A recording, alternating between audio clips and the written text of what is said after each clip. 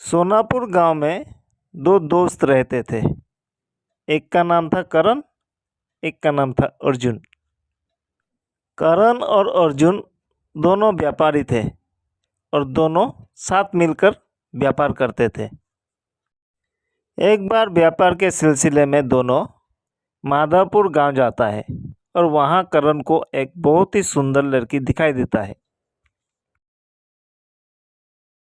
वो लड़की माधवपुर की पुजारी की बेटी पद्मिनी थी और पद्मिनी को देखते ही करण अपने मन ही मन सोचने लगता है कि शादी करूँगा तो सिर्फ इसी लड़की से करूँगा, वरना कुंवारा मर जाऊँगा।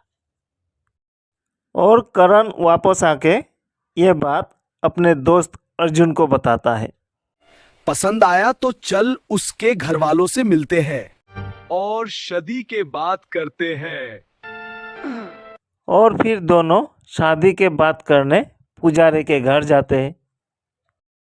जब पुजारी देखता है कि लड़का अच्छा है, सुशील है और व्यापार भी करता है, तो पुजारी शादी के प्रस्ताव को मान लेता है। फिर हिंदू रीति रिवाज के अनुसार करण और पद्मिनी दोनों की शादी हो जाती है। जब शादी करके वो लोग वापस आ रहा था तो रास्ते में उन लोगों का डाकुओं से सामना हो जाता है।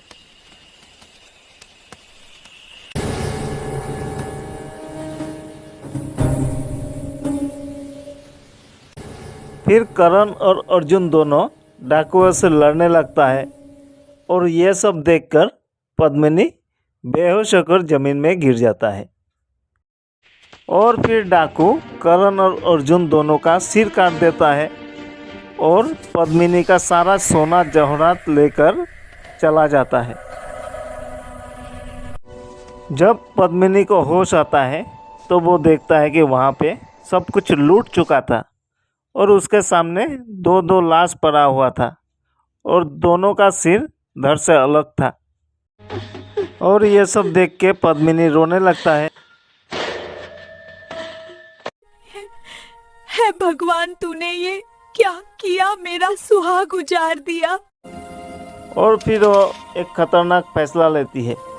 वो सामने पर एक खंजर को उठाती है और अपने आप को ख़त्म करने वाला होता है कि उसके सामने देवी माँ प्रकट होता है। रुक जा बेटी, ऐसा मत कर। अरमा हत्या महापाप है। मेरा तो सब कुछ लूट चुका है, मेरा सुहाग भी उजड़ चुका है। मैं मर जाना चाहती हूँ माँ। घबरा मत बेटी, ये अभी जिंदा हो जाएंगे। मैं इन्हें जिंदा करूंगी। ऐसा कहकर देवी माँ आशीर्वाद देती है और कहती है कि तुम इन दोनों के सर को धड़ के साथ जोड़ दे। और ऐसा कहकर देवी माँ अदृश्य हो जाता है। फिर पद्मिनी दोनों के सर को धड़ के साथ जोड़ देती है, लेकिन घबराहट और जल्दबाजी के कारण उससे एक बहुत बड़ी गलती हो जाती है। गलती यह होती है, वो अपने पति के सर को दोस्त के धड़ के साथ जोड़ देती है और दोस्त के सर को पति के धड़ के साथ जोड़ देती है। तुम मेरी पत्नी हो। नहीं नहीं, ये मेरा पत्नी है। और फिर दोनों में बहस होने लगती है। अब इन दोनों में उसका पति कौन है? वो जिसके सर तो पति का है लेकिन धड़ उसके दोस्त का, या फिर वो जिसका सर तो उसका दोस्त का है लेकिन धड़ उसका पति का? ये फैसला करने के लिए वो लोग महाराज के पास जाते हैं।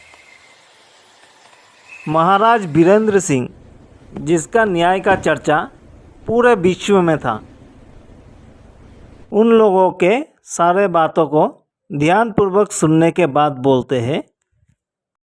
और सर जो हमारे पूरे शरीर को परिचालित करता है, जिसके बिना हमारे शरीर का कुछ मोल नहीं है, इसलिए सर जिसके पास है वही इसका पति है। और एक बार फिर से सभी को महाराज के बुद्धि और न्याय का परिचय मिलता है।